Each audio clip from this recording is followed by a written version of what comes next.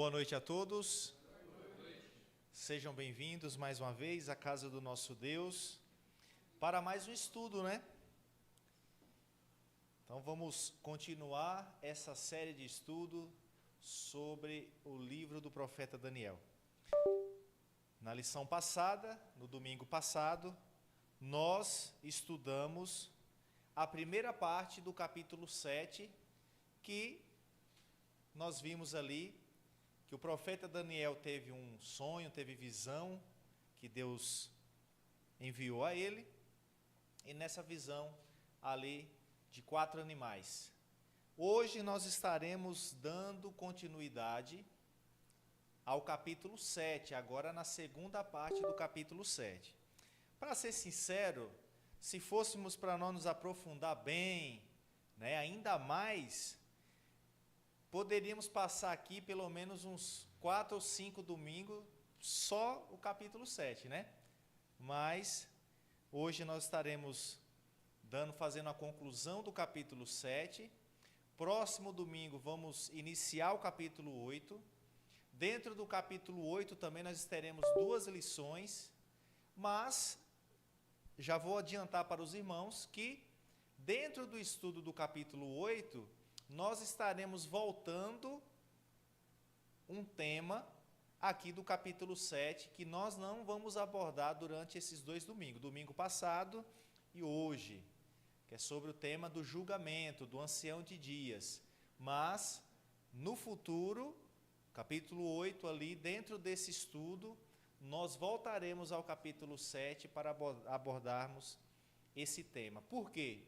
Porque o capítulo 7, ele está ligado ao capítulo 8 ao capítulo 9 e até o capítulo 12. Essa sessão profética, nós temos aí um link entre esses capítulos, né? E não tem como entendermos um capítulo sem estudarmos o outro.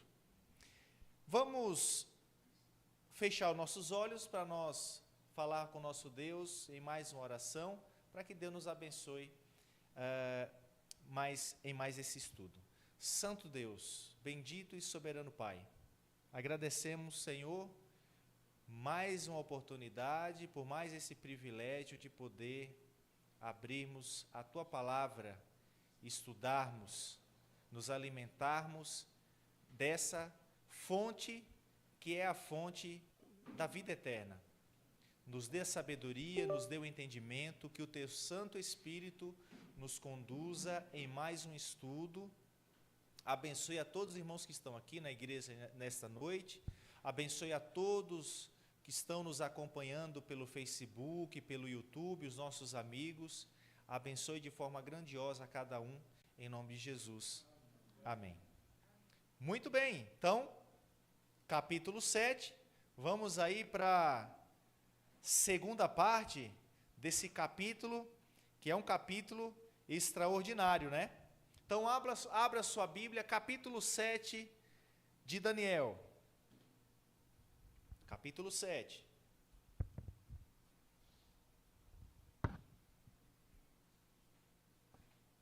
Daniel, capítulo 7.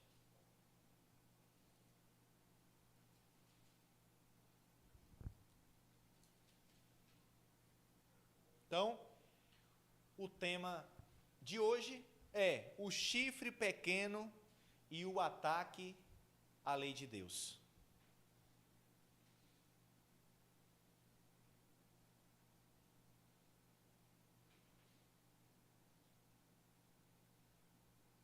Muito bem. O chifre pequeno e o ataque à lei de Deus. Então, no estudo passado, nós estudamos a primeira parte. E essa primeira parte, nós vimos ali 4 animais, 4 bestas, né? Então, nós vimos ali o leão, e nós entendemos que pela palavra de Deus, pelo estudo da profecia, animal ou besta em profecia significa um rei, ou um reino, ou um poder, né? Isso, no capítulo 7, no próprio capítulo 7 de Daniel, ele dá essa resposta, né? quando ele tem ali as dúvidas, ele fica com dúvida e ele pede explicação na visão. Então, o ser celestial explica para ele. Aqueles animais são reinos, reis, que surgiriam, mas em um determinado período, em um determinado momento, passaria.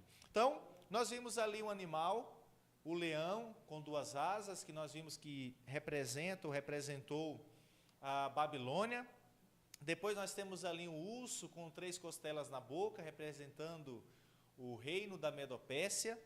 Nós temos também ali o terceiro animal, 4 cabeças, é um leopardo com 4 cabeças e 4 asas, representando o reino greco-macedônico, né? Principalmente na figura de Alexandre o Grande, mas que depois da morte de Alexandre o Grande, esse reino se dividiu em 4, ou seja, seguindo a mesma quantidade de cabeças desse animal, né? Ou seja, os 4 generais de Alexandre, que após a sua morte, eles ali têm a divisão dos reinos, do reino greco-macedônico entre esses 4 generais. E também nós temos ali esse último animal, terrível e espantoso.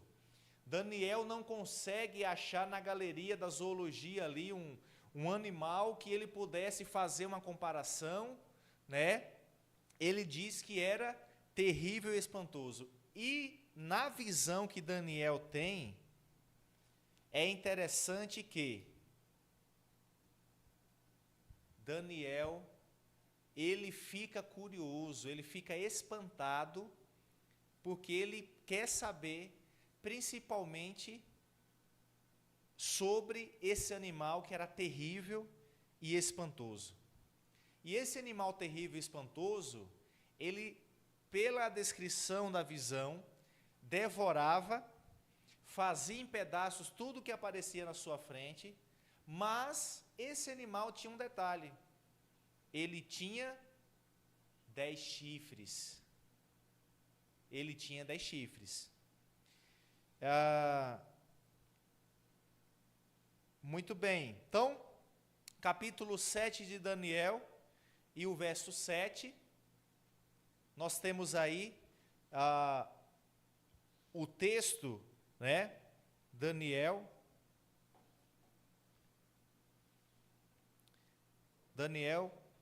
capítulo 7 e o versículo 7. Diz o seguinte, acompanhe comigo a leitura. Era diferente de todos os animais que apareceram antes dele, e tinha 10 chifres. Então, esse animal terrível e espantoso que Daniel vê na sua visão, era diferente dos outros. Ele é, vamos dizer assim, indescritível, ou seja, era um animal que Daniel ali, ele procurou palavras para descrever esse animal. E ele tinha 10 chifres. Nós vimos que esses 10 chifres, pela palavra de Deus, pelo capítulo 7 de Daniel, o ser celestial começa a explicar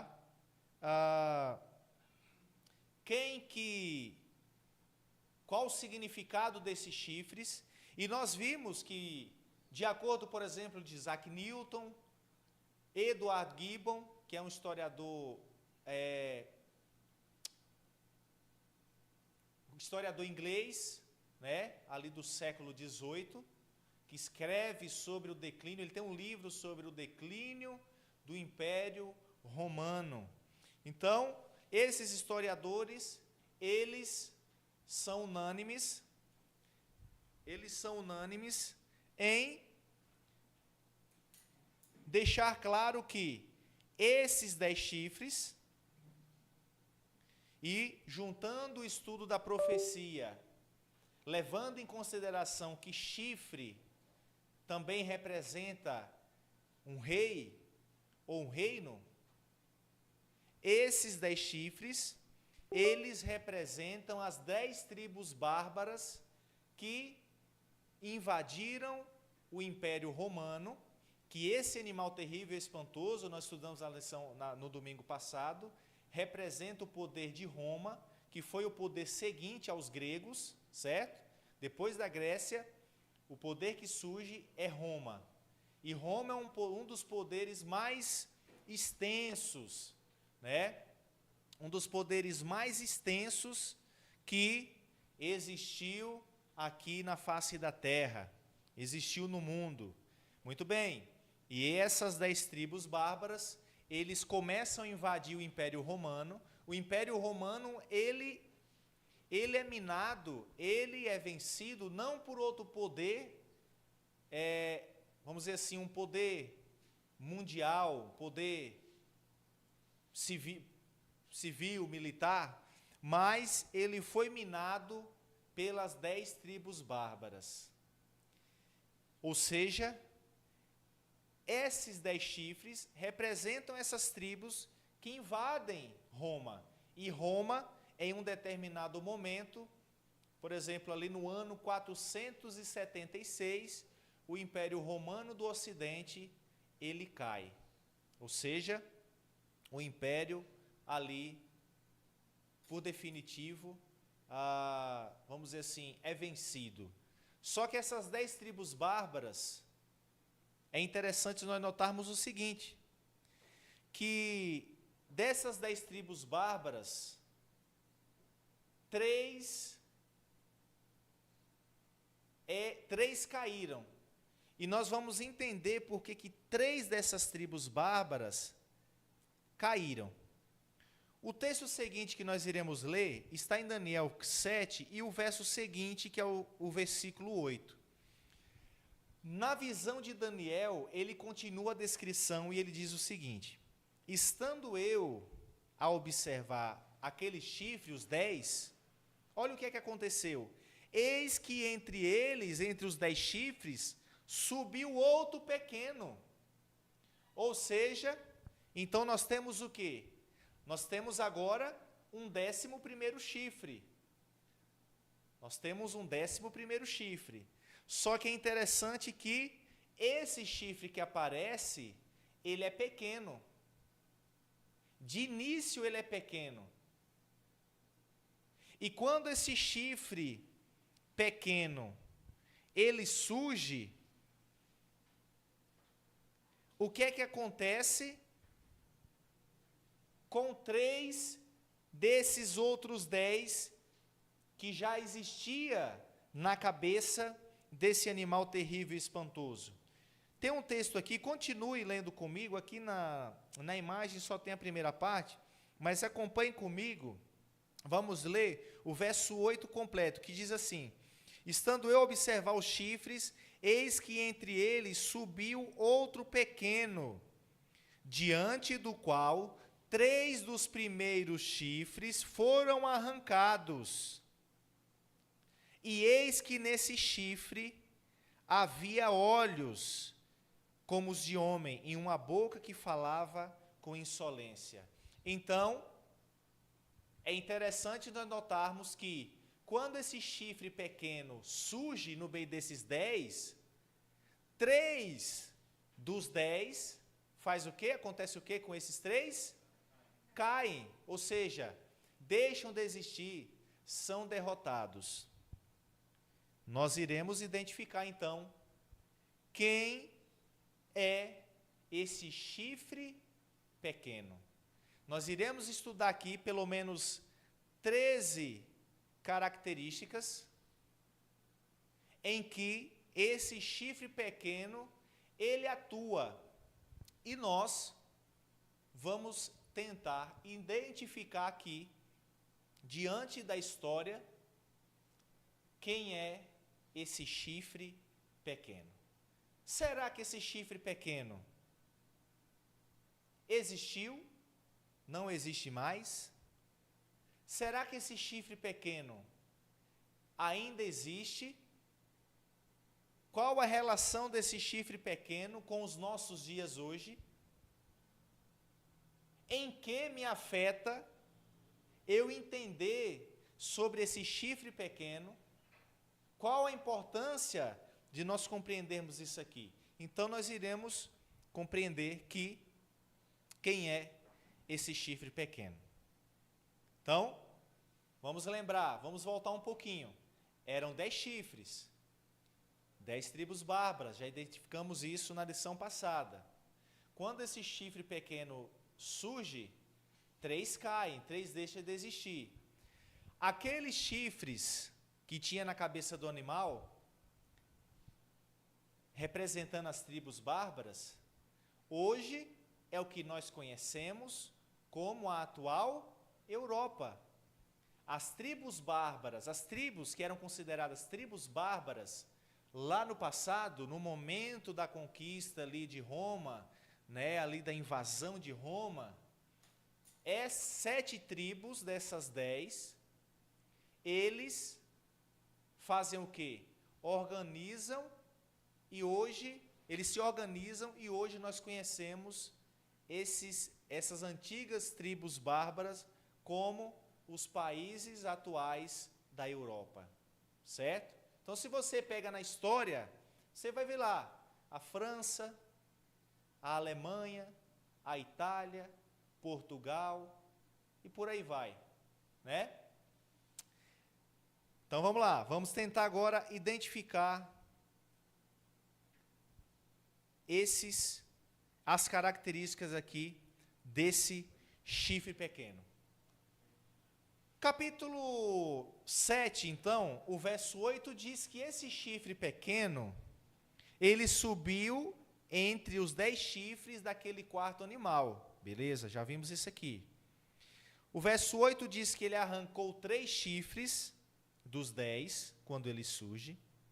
Esse chifre pequeno, nele havia olhos como de homem. No verso 8 diz também que nesse chifre pequeno havia uma boca que falava com insolência. E nós iremos ver aqui que insolência é a mesma coisa que blasfêmia, aqui o significado. No verso 11, aqui nós vamos ver que o quarto animal, esse terrível e espantoso, ele foi morto. No versículo 20,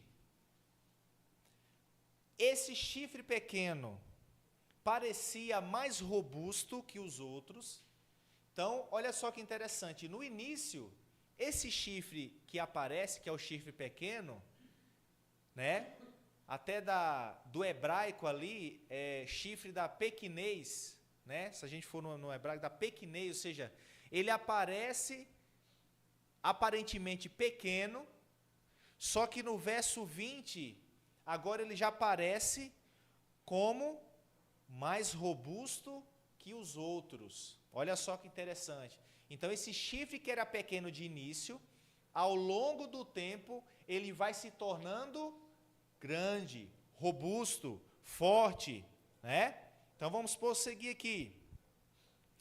Mais características. O verso 21 diz que esse chifre pequeno fazia guerra contra os santos do Altíssimo. E aqui, santos do Altíssimo é quem? São aqueles servos fiéis de Deus, o povo de Deus, que seguem a palavra de Deus. No verso 24 do capítulo 7, diz que esse chifre, ele é diferente dos outros 10. No verso 25, esse chifre pequeno, olha o que é que ele faria. Ele proferirá palavras contra o Altíssimo. Quem é o Altíssimo? Deus. Então, esse chifre pequeno, esse poder, nós vimos que o significado de chifre é poder também. Esse poder, ele proferiria palavras contra o próprio Deus. Só que ele não ficaria por aí, porque no verso 25 também, ele magoará os santos do Altíssimo. E no verso 25, esse chifre pequeno cuidaria em mudar os tempos e a lei de Deus. No verso 25 diz que os santos, ou seja, o povo de Deus, lhes seriam entregues por 3 tempos e meio. Nós vamos entender aqui, nós já vimos isso em alguns estudos passados, mas nós vamos voltar a esse assunto, os 3 tempos e meio. E no verso 26 do capítulo 7, nós vemos ali uma cena, um tribunal, e esse tribunal aparece para quê? Esse tribunal tiraria o domínio desse chifre pequeno e o destruiria. Esse chifre pequeno é terrível. Olha quantas coisas esse chifre ou esse poder ele faria. Muito bem. Vale ressaltar que quando nós estudamos capítulo 7 de Daniel, nós precisamos estudar o livro do Apocalipse em paralelo. E quando estudamos o capítulo 7 de Daniel, nós precisamos estudar junto do capítulo 7, o capítulo 13. Olha só essa tabela. Nós iremos entender que o capítulo 7 de Daniel fala sobre um poder, e esse poder que é falado no capítulo 7 de Daniel, João, quando escreve o Apocalipse, irá falar sobre o mesmo poder. Olha só que interessante. Então, vamos fazer aqui um comparativo do capítulo 7 com o capítulo 13. Capítulo 7 de Daniel e o capítulo 13 do Apocalipse. No capítulo 7 de Daniel, esse chifre pequeno, ele tinha olhos como de homem. Lá no capítulo 13 do Apocalipse, aquela besta, lembra que capítulo 13 de Apocalipse fala sobre 2 bestas, sobre 2 animais, lembra? E animal na profecia é um rei ou um reino, ou um poder. Então lá fala sobre uma besta que saía da terra e uma que saía do mar. E aqui a besta que sai do mar é o que se encaixa exatamente aqui no capítulo 7 de Daniel. Lá no capítulo 13, o verso 18 de Apocalipse, diz que aquela besta, aquele animal que aparece, ele tinha número de homem. Então no capítulo 7, o chifre pequeno tinha olhos como de homem. Já no capítulo 13 de Apocalipse, ele tinha um número de homem. No capítulo 7 de Daniel, ele tem uma boca que fala com insolência. Já em Apocalipse, capítulo 13, o verso 5, ele tem uma boca que fala com blasfêmia. Lá em Daniel, aquele chifre, ele é entregue, ou aquele animal ali do capítulo 7 de Daniel, terrível e espantoso, ele é entregue para ser queimado. Ou seja, o poder romano, juntamente com o chifre pequeno, receberia ali, vamos usar um termo aqui, receberia como se fosse um golpe, receberia como se fosse uma ferida. E aqui no verso 3 do capítulo 13 de Apocalipse, o texto diz que aquele animal, aquela besta, que sai do mar, ele é golpeado de morte. Olha só que interessante. Em Daniel, aquele chifre pequeno fazia guerra contra os santos. Já aqui no capítulo 13, ele pelejava contra os santos. Em Daniel, o chifre pequeno, ele proferiria palavras contra o Altíssimo, falaria palavras contra Deus. E aqui em Apocalipse 13, aquela besta agiria com blasfêmia contra Deus. Em Daniel 7, o chifre pequeno, em um determinado momento da história, ele mudaria os tempos e a lei. No capítulo 13 de Apocalipse, João diz que aquele poder difamaria o tabernáculo. lembrando que dentro do tabernáculo do povo de Israel, no lugar santíssimo, dentro da arca, o que é que estava lá dentro? Os 10 mandamentos, escritos pelo próprio dedo de Deus. Muito bem. Então, capítulo 7, esse chifre pequeno mudaria os tempos e a lei. Já aqui, esse poder de Apocalipse difamaria o tabernáculo, ou seja, esse tabernáculo, lembrando que lá dentro tinha os 10 mandamentos. E, por último aqui, em Daniel 7, esse chifre pequeno, ele agiria por 3 tempos e meio.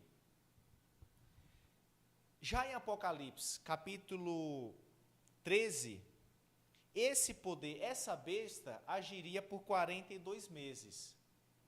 Nós iremos, a seguir, um pouquinho mais à frente do estudo, entender o que é esses 3 tempos e meio, ali de Daniel, e iremos entender sobre os 42 meses de Apocalipse.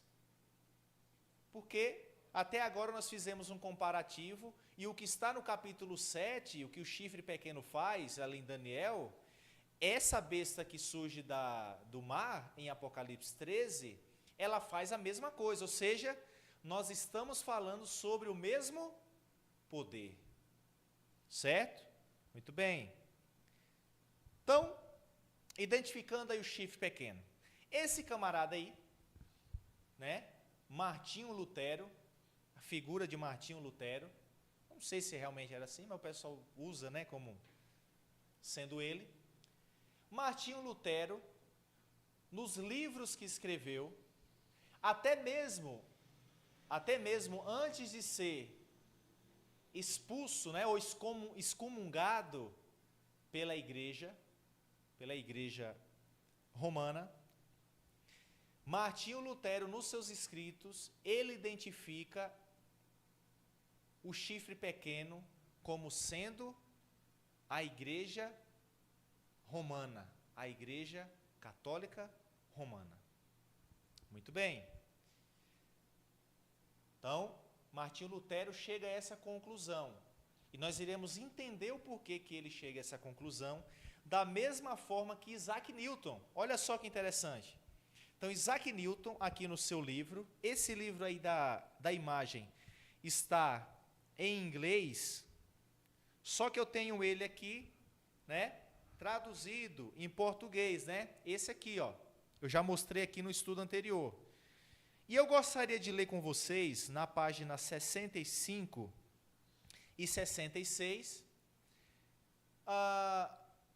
como que Isaac Newton, ele enxergava esse chifre pequeno. No entendimento dele, nos estudos que ele fazia da palavra de Deus. Vamos ver qual a conclusão que Isaac Newton chega. Será que foi a mesma conclusão de Martinho Lutero? Foi diferente? Vamos lá. Página 65 diz: reis representam reino, como já foi dito, né? Ele começa assim. Aí Isaac Newton continua: portanto, o pequeno chifre é um reino pequeno. Assim, temos que procurá-lo entre as nações do Império Latino, depois do aparecimento dos 10 chifres. Mas esse era um reino de um tipo diferente dos outros 10 reinos, tendo uma vida ou alma que lhe é peculiar, como olhos e boca. Pelos olhos era um vidente, e pela boca que falava coisas grandes e mudava os tempos e as leis, era ao mesmo tempo um profeta e um rei. Tal vidente, profeta e rei, é a igreja de Roma. E ele continua dizendo: um vidente, do grego episcopos, é um bispo no sentido literal da palavra, e essa igreja reivindica o bispado universal. Olha que impressionante o que Isaac Newton escreve. Então, da mesma forma que Martinho Lutero, a visão que Isaac Newton tem, pelo estudo que ele tinha feito das profecias, e pegando essas profecias e os poderes mundiais, na visão dele, o que se encaixa nesse chifre pequeno é a igreja de Roma, a igreja romana. Olha que impressionante. Vamos ver aqui uma característica em Daniel 7, verso 8. Olha só que interessante. Vamos voltar ao texto novamente. Vamos ler novamente esse texto, que diz assim: estando eu a observar os chifres, eis que entre eles subiu outro pequeno, diante do qual 3 dos primeiros chifres foram arrancados. Então eu já expliquei aqui que os 10 chifres eram tribos bárbaras. Só que desses 10, somente 7 tribos bárbaras, dessas 7 tribos bárbaras, foram fundadas as nações europeias, o que nós conhecemos hoje como nações europeias, que eu já citei aqui alguns países, certo? Mas por que dos 10 só 7? Porque 3 deixaram de existir. Olha só que interessante. Mas por que esses 3 deixaram de existir? Porque o chifre pequeno, que representa o poder romano, ou que nós podemos chamar de poder papal, quando esse poder papal ele surge, o que é que acontece com 3 tribos bárbaras? Eles deixam de existir. Mas vamos entender por que eles deixam de existir. Porque as tribos bárbaras, essas 3, eram chamadas de tribos arianas, certo? Ou seja, essas tribos eram consideradas tribos hereges pela igreja, certo? E essas tribos não aceitavam as doutrinas, né, aqui vamos usar o termo papado, do bispado, dos bispos, da igreja. Eles não aceitavam, eles não concordavam com muitas coisas, certo? E por causa disso, por causa de não concordarem, 3 dessas tribos, eles deixam de existir, eles são destruídos. Então, os vândalos, os érulos e, por último, os ostrogodos, eles são extintos, certo? Então, eles são extintos. Olha só que interessante. É interessante notarmos que, quando essas 3 tribos elas são destruídas, aí, a partir desse momento, o poder romano, o poder papal, ele começa a agir agora de forma mais forte, porque enquanto aquelas outras 3 tribos ainda existiam, eles ainda tinham uma certa dificuldade por causa dessas 3 tribos que não aceitavam, que estavam lutando contra, né? As outras 7 tribos, que eram as tribos bárbaras, que vieram a ser as nações europeias, eles se converteram ao catolicismo. Eles se converteram à igreja. Por isso que eles não foram destruídos, certo? Por isso que eles não foram destruídos. Só que essas 3, eles não aceitavam. E por isso caíram. Vamos ver outra característica aqui, interessante. No verso 8 diz que esse chifre pequeno falava com insolência, né? Ele falava com insolência. Lá em Apocalipse diz que aquele animal, aquela besta que surge do mar, tinha uma boca que proferia arrogâncias e blasfêmia. A pergunta é: o que é blasfêmia? Biblicamente falando, o que é uma blasfêmia? Vamos ler Marcos, abre o livro de Marcos, capítulo 2, do verso 5 até o verso 7. Marcos 2, capítulo 2, versos 5 até o 7. Vamos ver então aqui, olha só o que diz. Vendo-lhes a fé, Jesus disse ao paralítico: Filho, os teus pecados estão perdoados. Mas alguns dos escribas estavam assentados ali e arrazoavam em seu coração: Por que fala ele deste modo? Isto é blasfêmia. Quem pode perdoar pecados, senão um que é Deus? Então os judeus ali, eles acusam Jesus de cometer blasfêmia. Por quê? Porque eles acusam Jesus de cometer blasfêmia? Porque blasfêmia é a pretensão de perdoar pecados, só que tem um detalhe. Por que Jesus não pecou quando ele perdoou os pecados? Porque ele é Deus. Ou seja, somente Deus pode perdoar pecados. Então Jesus não pecou porque ele é Deus. Então, a pretensão de perdoar pecados é uma blasfêmia contra Deus. Olha só um documento da Igreja Romana, Igreja Católica, documento oficial, o Cânon Católico, Concílio de Trento, ali na página 440 e na página 870. Olha o que está escrito. Na confissão, o sacerdote, caso o padre, ele tem o poder de confessar todos os crimes cometidos depois do batismo. Quando um criminoso confessa os seus pecados ao sacerdote, todos os crimes não são somente perdoados, mas destruídos, e o criminoso se torna uma nova pessoa, um santo.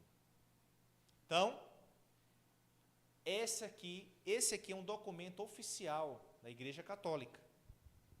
Então, a ideia é o quê? Quando as pessoas confessam seus pecados a um padre, a um bispo, a um papa, o que a igreja prega é o quê? É que quando as pessoas fazem essa confissão de pecados, esses bispos, eles se colocam no lugar que é o lugar de Cristo, como se fosse um intercessor.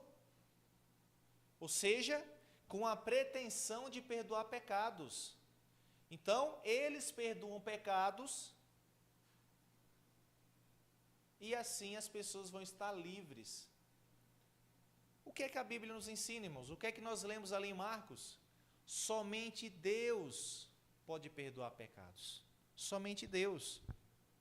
Se nós formos, por exemplo, ali no Catecismo, na página 401 e 403, lá vai estar escrito o quê? Que ao bispo, que aos padres, os sacerdotes, é conferido, é designado essa, vamos dizer assim, essa tarefa de perdoar os pecados das pessoas. Irmãos, a palavra de Deus diz que, ali em 1 Timóteo, que o único mediador entre Deus e os homens é quem? Cristo Jesus. Somente Jesus é o nosso mediador. Entre nós e Deus o Pai, é Cristo quem faz a função de mediador. Então, quando os bispos, eles se colocam na posição de mediador, eles estão se colocando na posição de Cristo, de um Deus. Lá em 1 João 9 diz que nós temos um advogado. Se nós confessarmos nossos pecados, nós seremos perdoados. Porque nós temos um advogado junto ao Pai, que é Jesus Cristo, o justo. Aqui na terra, irmãos, quem é justo, biblicamente falando, ou quem é perfeito, no sentido que a palavra usa, sentido justo, aqueles que fazem a vontade de Deus, mas no sentido perfeito da palavra. Quem é justo plenamente? Quem é perfeito plenamente? Somente Jesus. Somente Deus. Outro ponto sobre o que é a blasfêmia. Nós vimos a pretensão de perdoar pecados. Só antes de passar para esse outro texto, eu só gostaria de ressaltar o seguinte: mas a Bíblia fala que nós precisamos confessar os pecados uns aos outros. Não é isso que diz a palavra de Deus? Sim. Mas que pecados são esses? Quando eu peco contra o meu semelhante, ele tem que me perdoar. Quando um semelhante meu peca contra mim, faz algo contra mim, eu preciso perdoar ele. Esse sim é o sentido do texto, de perdoar uns aos outros. Porque quando eu cometo algo, faço algo de errado com alguém, com um ser humano, com o meu próximo, eu preciso pedir perdão a ele e a Deus. Mas quando eu cometo um pecado contra Deus, eu vou diretamente a Deus, através de Jesus. Então, outro texto, João 10, 30, 33, diz, Jesus falando, eu e o Pai somos um. Novamente pegaram os judeus em pedras para lhe atirar. Disse-lhe Jesus, tenho-vos mostrado muitas obras boas da parte do Pai. Por qual delas me apedrejais? Responderam-lhe os judeus, não é por obra boa que te apedrejamos, não é, e sim por causa da blasfêmia, pois sendo tu homem, te fazes Deus a ti mesmo. Olha só que interessante. Então os judeus, eles pegam as pedras para apedrejar Jesus. Por quê? Porque Jesus disse que ele e o Pai eram um. Ou seja, Jesus estava dizendo que ele era Deus. Só que Jesus estava errado? Não. Jesus estava correto, porque Jesus realmente é Deus. Ou seja, qual a conclusão que nós chegamos? Que quando eu tenho a pretensão também de ser igual a Deus, isso é blasfêmia. Então, a pretensão de perdoar pecados, blasfêmia. A pretensão de querer ser Deus, blasfêmia também. Olha que o Papa Leão XIII, ele escreveu, nós, os papas, temos sobre a terra o lugar do Deus Todo-Poderoso. Irmãos, isso aqui é um texto oficial da igreja. Podem pesquisar. Você que está em casa, faça a sua pesquisa. Nós não estamos inventando aqui. Isso aqui é o texto oficial da igreja. E olha só que interessante. Aqui no Dicionário Eclesiástico Católico, no artigo Papa, diz, ou está escrito, o Papa é de tão grande dignidade e exaltado que ele é não um mero homem, mas como se fosse Deus e substituto de Deus. O Papa é de tão grande autoridade e poder que ele pode modificar, explicar e interpretar as leis divinas.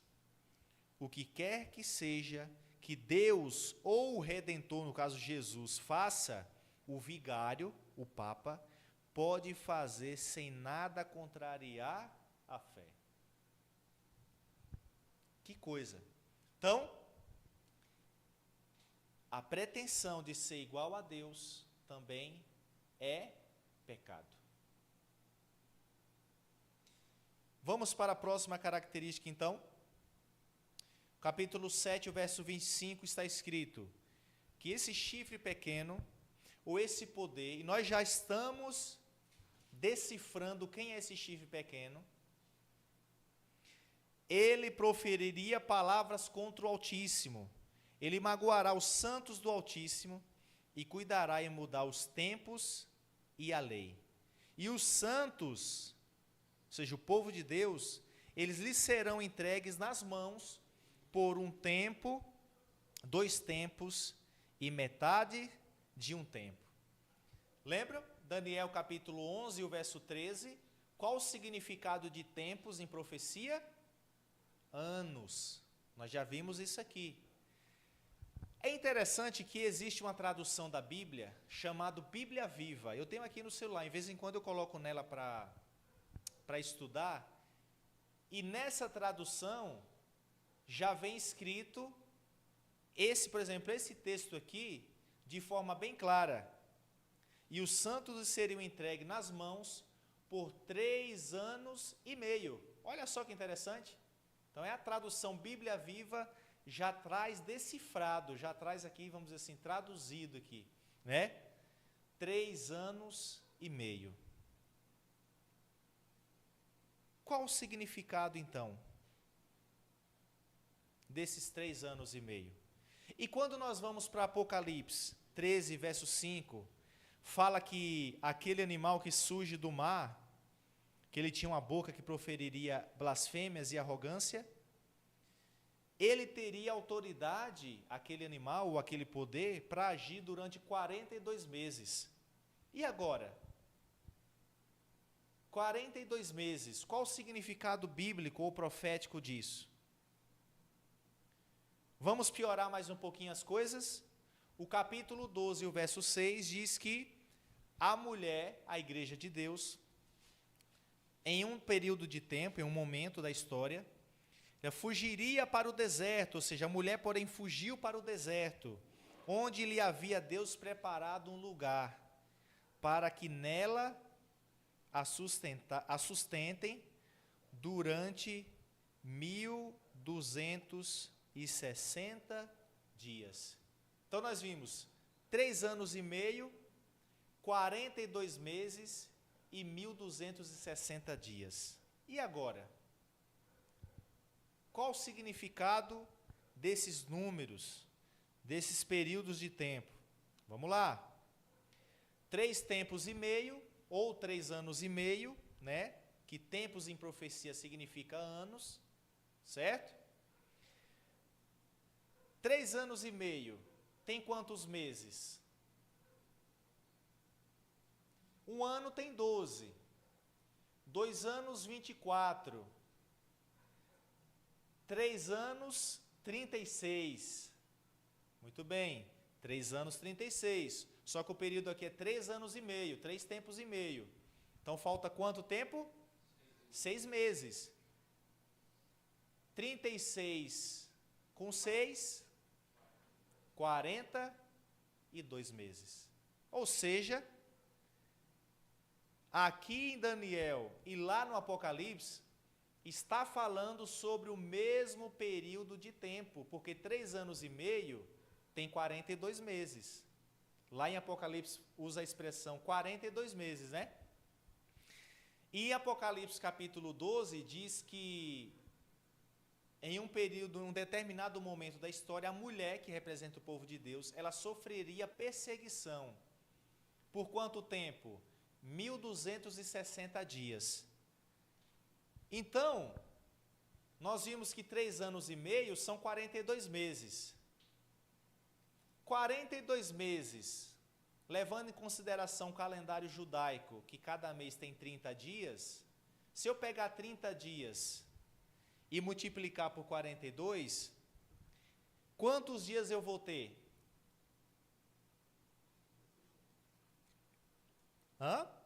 Pode fazer a conta, se é em casa, faça a conta. 42 meses vezes 30, né? Que é 30 dias no mês. Nós vamos chegar a 1260 dias. Olha que interessante. Então, nós descobrimos que 3 anos e meio, 42 meses e 1260 dias é o mesmo período de tempo. Só que um dia em profecia equivale a quanto tempo? Aí é onde nós precisamos chegar. Um dia em profecia, de acordo com Números, capítulo 14, o verso 34, e Ezequiel, capítulo 4, do verso 4 até o 6, um dia em profecia equivale a um ano. Então, nós temos um período de tempo em que esse chifre pequeno, que é o mesmo poder daquela besta que surge do mar de Apocalipse 13, esse poder perseguiria o povo de Deus, mataria muitos dos filhos de Deus durante 1260 anos. 1260 anos. Será que isso realmente aconteceu na história? Se cumpriu na história? Sim. Quando nós vamos ao ano 538, o que é que aconteceu, irmãos, no ano 538? Houve um decreto de Justiniano. Justiniano, na época, ali, que era o líder, ele emite esse decreto e ele torna o bispo de Roma, porque existiam vários bispos em várias partes ali de Roma, certo? Ali daquela região existiam várias igrejas com seus bispos, lembram?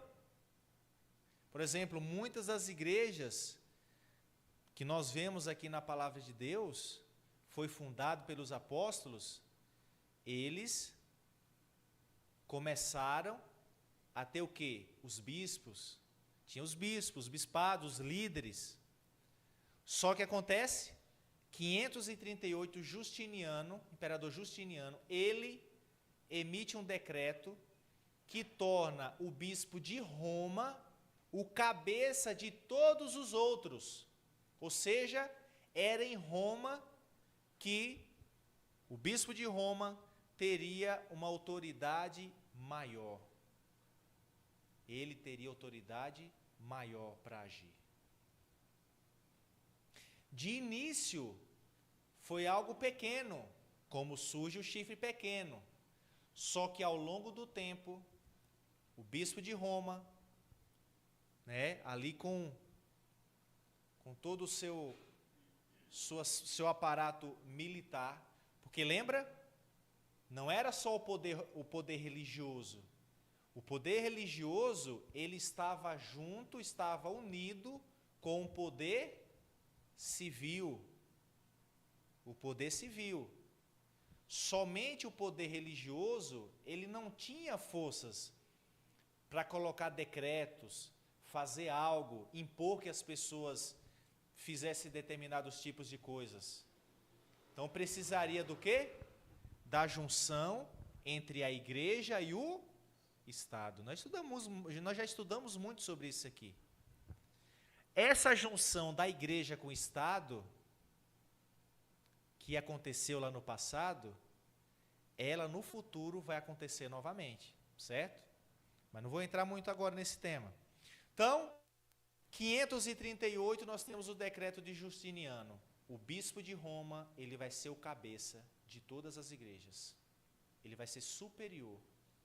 Ele vai ser diferente. E a partir desse ano, 538, se nós colocarmos esse período de tempo de 1260 anos, nós vamos chegar a qual data? 1798. Ou seja, em 1798, foi quando o Papa Pio VI, ele foi preso pelo general Berthier, no dia 10 de fevereiro de 1798. A mando, sabe de quem? Napoleão Bonaparte, da França. O Papa foi preso. Então, de 538 até 1798, esse poder papal agiu como queria. Lembra? Ali em Daniel, magoaria os santos do Altíssimo, ou seja, esse magoar é perseguir, matar, destruir o povo de Deus. Proferiria blasfêmias contra Deus. E é isso que nós vemos pela história ao longo do tempo. Durante 12 séculos, nós tivemos ali 12 séculos de trevas e perseguições. Muitas pessoas, milhões de pessoas morreram perseguidos por esse poder. Milhões, milhares certo? Mas, em fevereiro de 1798, foi dado, vamos colocar assim, foi dado um basta, né, por Napoleão Bonaparte, o Papa foi preso, e esse poder romano, esse poder papal, ele se diminui. Só que na profecia, tanto em Daniel quanto em Apocalipse, esse poder,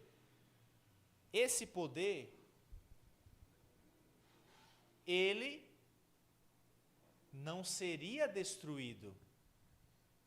Em Daniel, por exemplo, em Daniel, fala que o animal, ele seria morto, mas o chifre pequeno ainda continuaria agindo.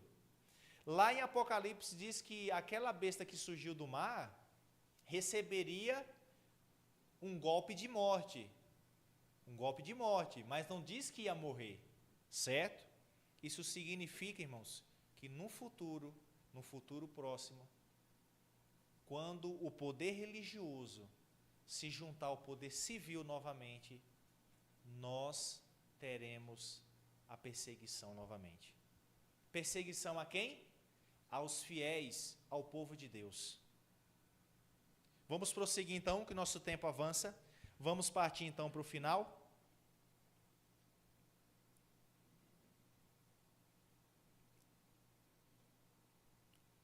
Muito bem, vamos lá. Daniel 7:25. Esse poder, em um determinado momento da história, ele faria o quê?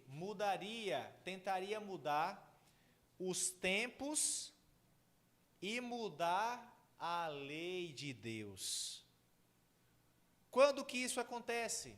Irmãos, se nós pegarmos o catecismo, ali na página 539, nós vemos que, se fizermos um comparativo entre o catecismo e os 10 mandamentos de Êxodo 20, nós vamos ver que houve pelo menos 3 mudanças significativas. Primeiro, a exclusão do segundo mandamento. O que é que o segundo mandamento fala? Não farás para ti imagens de escultura, ou seja, a idolatria. E esse é um ponto importante. Vocês lembram que o povo de Deus lá no passado, lá no Antigo Testamento, o povo de Deus foram para cativeiro por causa de qual pecado principal? Idolatria. E esse mandamento foi tirado. No catolicismo não existe esse mandamento. Aí nós temos o segundo ponto. No Êxodo 20, o 4º mandamento fala para lembrar do dia de sábado para o santificar. No catecismo, nós temos a mudança do sábado para o domingo. Ou seja, ela diz guardar domingos e festas. Terceiro ponto. Se excluiu o sábado, ou se excluiu o segundo mandamento, tem 9, né? Ou seja, o que é que a igreja fez? Pegou o 10º mandamento e dividiu em 2, para voltar a ficar 10. Se você pegar no catecismo, o 10º mandamento de Êxodo ali, Êxodo 20, se você for ler na íntegra, você vai perceber que foi dividido em 2 partes, para voltar a ficar 10 mandamentos. Ou seja, a igreja romana mudou a lei de Deus, ou tentou mudar a lei de Deus, né? Só que isso já veio acontecendo quando? Há muito tempo atrás, quando o imperador Constantino, ele se converte ao cristianismo no ano 7 de março no dia 7 de março do ano 321, foi promulgado, chamado Codex Justiniano, no livro 3, título 12 e 13. Olha o que é que está escrito. devem os magistrados e as pessoas residentes nas cidades repousar, e todas as oficinas ser fechadas no venerável dia do sol. Aos que residem no campo, porém, permita-se o entregarem-se livremente aos misteres da sua lavoura, porque é muito frequente não haver dia mais apropriado para se proceder à semeadura de cereais e o plantio de vinhas. Tememos que, pela negligência do momento apropriado para tais operações, as bênçãos celestiais sejam perdidas. Imperador Constantino, ele promulga, ele emite um decreto que é chamado o primeiro decreto dominical. E aqui ele deixa bem claro, venerável dia do sol. Em inglês, o domingo, Sunday, seja Sunday, o dia do sol em inglês. É o primeiro dia da semana. Existe uma tese doutoral, um doutor chamado Samuel Bacchiocchi, já falecido há alguns anos. Olha só que história interessante. Nessa tese doutoral, o doutor Samuel Bacchiocchi, que era um doutor em teologia, e ele é um doutor adventista, era um doutor adventista do sétimo dia, né, que já faleceu. Ele foi o único estudante de doutorado aceito pela Universidade Gregoriana de Roma. Universidade Gregoriana é católica. E ele foi o único não adventista ali, pelo menos na época, a ser aceito para fazer um doutorado. Olha só que interessante. Ele era italiano, o doutor Samuel Bacchiocchi, certo? E é interessante o seguinte, a sua tese doutoral, sabe o que é que ele falou na tese doutoral? Ele escreveu, o título era Do Sábado para o Domingo. Ele escreveu uma tese doutoral mostrando, através da história dos documentos, que a Igreja Romana fez a mudança do sábado para o domingo. E no momento em que foi receber o imprimato, que é ali vamos dizer assim, o carimbo oficial de doutorado, de conclusão de doutorado, quando ele mostra a sua tese, ele apresenta a sua tese, os que estavam ali, olhando os professores, tudo mais, os padres, os bispos, estavam julgando ali, observando a sua tese. Sabe o que eles dizem? É isso mesmo. Tudo isso que você escreveu é verdade. Não temos nada a esconder. E ele recebe ali o carimbo de que essa tese é verdadeira, do sábado para o domingo. Então, nós vimos aqui, através desse estudo, nós identificamos, através da profecia e da história, que as características desse chifre pequeno, claro, do capítulo 13 também do Apocalipse, daquele animal que surge do mar, se encaixa no que nós chamamos sistema papal.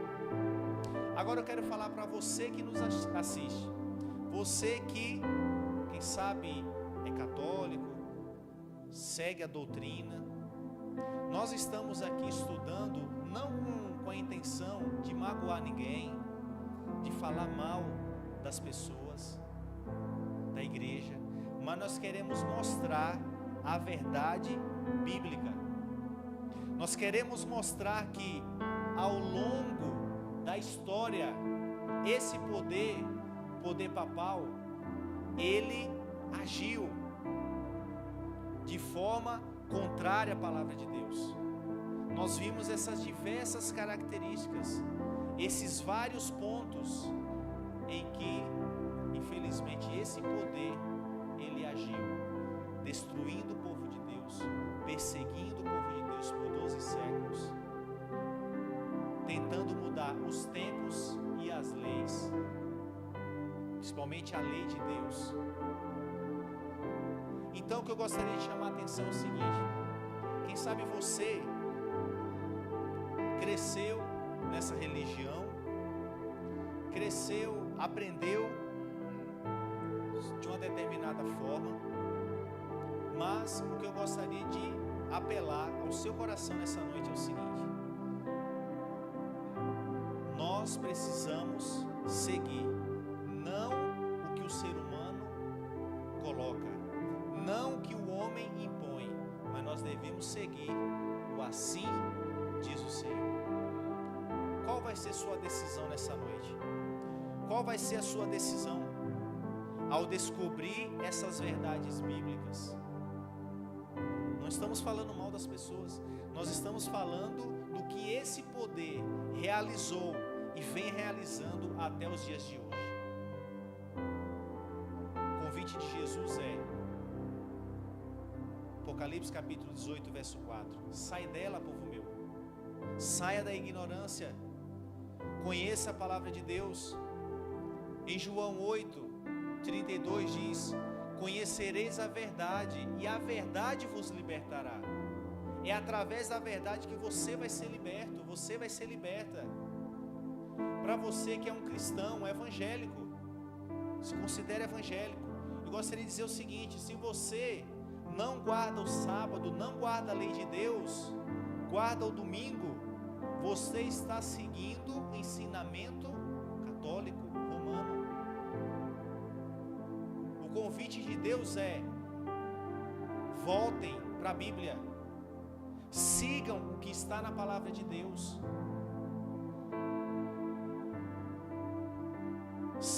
deixem tradições. As tradições só nos afastam de Deus. É a Bíblia pura e simples que vai nos levar até o Senhor Jesus. Nós temos alguns textos aqui, não iremos ler, o nosso tempo já está avançado. Você pode ler em casa, mas só para frisar, por exemplo, Mateus 5, 17 e 18, Jesus deixa claro que, e ele disse, o próprio Jesus: não pensem que eu vim o quê? Revogar, abolir, anular a lei de Deus. Ele não veio para isso, ele fala que veio cumprir. E esse cumprir de Cristo não significa que por ele ter cumprido eu não preciso cumprir hoje, porque não tem lógica. Por que Jesus teve que morrer na cruz? Porque o ser humano pecou. E o que é o pecado? De acordo com 1 João, capítulo 4, é a transgressão da lei, ou seja, não tem lógica. Jesus veio porque o homem transgrediu a lei. A lei exige o quê? A morte eterna. Jesus veio morrer essa morte eterna para que eu não precise morrer. E as pessoas dizem o quê? Não, não precisa guardar a lei. Não precisa guardar a lei. Para que guardar sábado? Isso aí foi abolido. O próprio Jesus deixa claro: não vim abolir, ele veio cumprir. Não tem lógica. O motivo pelo qual Jesus teve que morrer, agora não precisa mais. Não pensem, amigos, que a igreja adventista ensina, como muitos dizem por aí, e a maioria mal intencionados, dizem o quê? Que nós ensinamos que o ser humano é salvo por guardar a lei. Não existe isso. Procure nos livros oficiais da igreja. A nossa salvação é unicamente, somente pela graça de Jesus. Só que tem um detalhe: somente aqueles que realmente foram salvos por Cristo, eles vivem na obediência. Jesus não te salvou para desobedecer. Jesus não salva ninguém para viver na desobediência. Não existe isso, é ilógico. Olha, eu fui salvo por Cristo, mas eu não preciso guardar mais a lei, não preciso guardar o sábado. Mas que salvação é essa?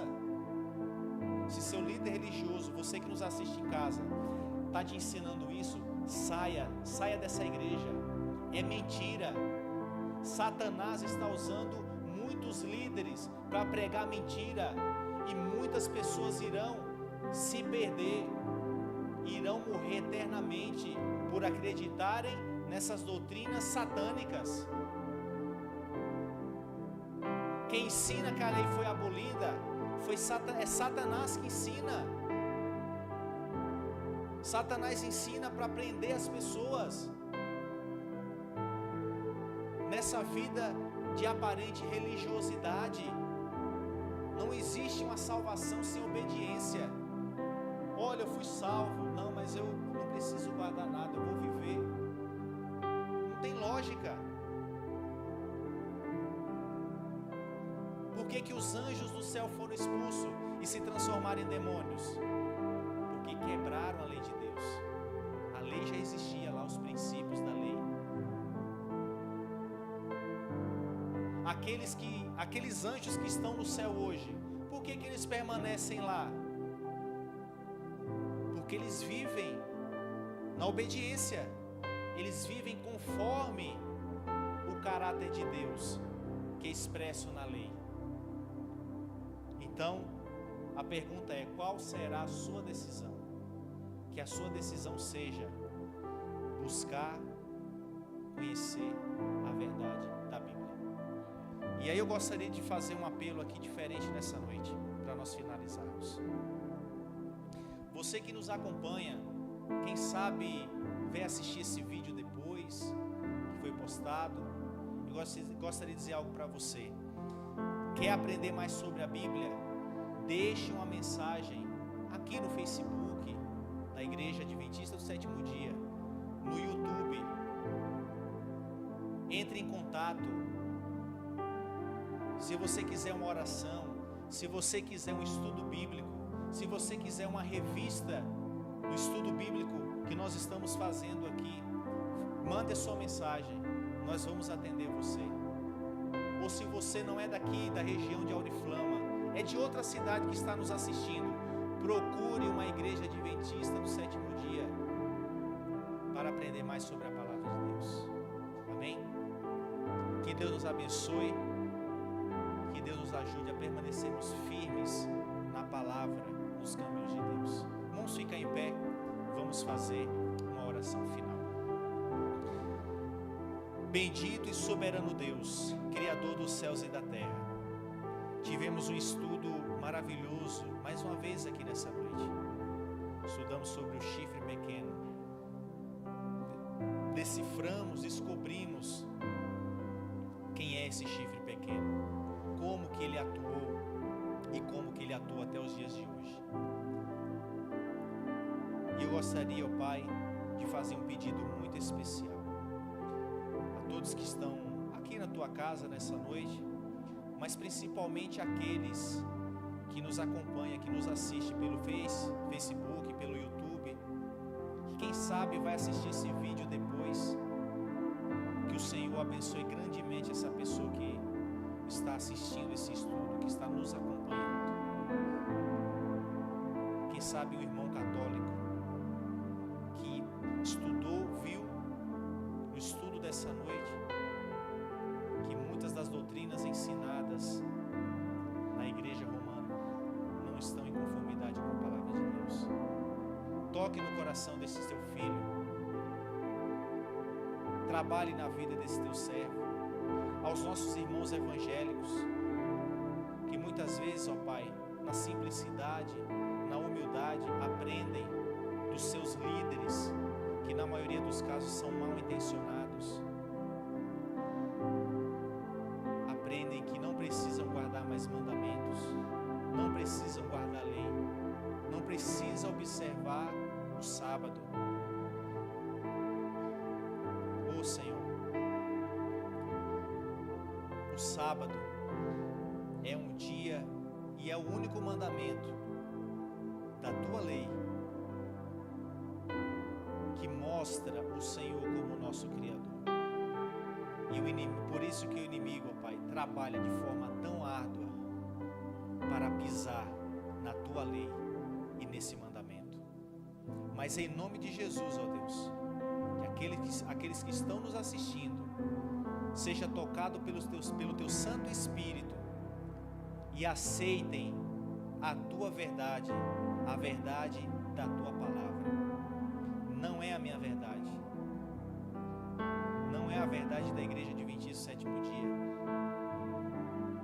mas é a verdade única e exclusiva da tua palavra. É o que nós te pedimos e agradecemos, em nome de Jesus, amém.